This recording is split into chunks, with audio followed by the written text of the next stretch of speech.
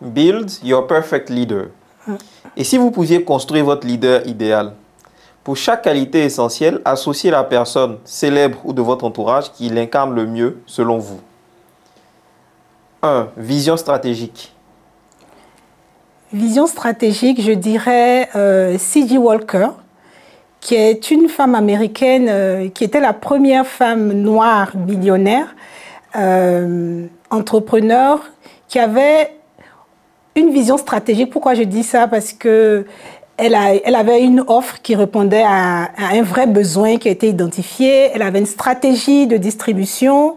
Elle a associé même son branding à de l'empowerment et tout ça. Donc, je pense qu'elle savait où elle allait et elle n'avançait pas ses pions au hasard. Très bien. En 2, capacité à exécuter. Capacité à exécuter, je dirais Fatoumata Bah, qui est la fondatrice de Django Capital. Elle a levé plusieurs millions pour financer des entrepreneurs et principalement des femmes. Donc, je trouve qu'elle a une bonne capacité à exécuter les allocations de ces financements. Très bien. Charisme naturel. Charisme naturel, je dirais tout de suite Ibuku Naoshika, que j'admire beaucoup. Elle est inspirante, c'est une femme authentique qui a été la première femme PCA d'une banque au Nigeria, qui a évolué dans un environnement très masculin. Elle est vraiment inspirante pour moi. Très bien. Intégrité.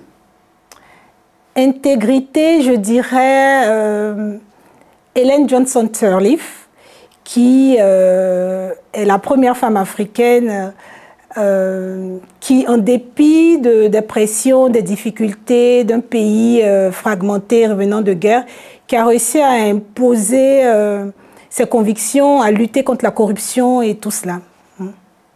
Maîtrise de la tech. Maîtrise de la tech, je pense à 2 Ivoiriennes, Fatim Cissé de DUS et Stéphanie Assi de Moja Ride, en fait, qui a créé Moja Ride. Voilà. Donc, elles sont inspirantes parce que ce sont des Ivoiriennes, ce sont des Africaines, mais qui travaillent dans l'IA, l'une dans les télécoms et l'autre dans les enjeux urbains. Sens de l'humain.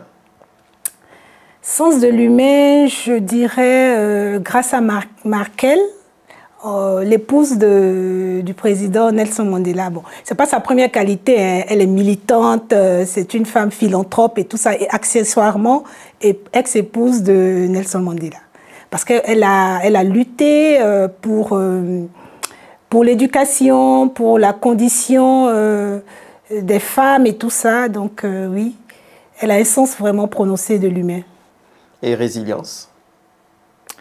Résilience, je dirais Serena Williams, la tennis woman, qui a fait beaucoup de comebacks très appréciés, qui, malgré le sexisme, le racisme, a toujours tenu et est toujours revenue plus forte. Donc elle m'inspire aussi au niveau de sa résilience. Très bien, c'est de ma boîte, c'est tout. C'est bon?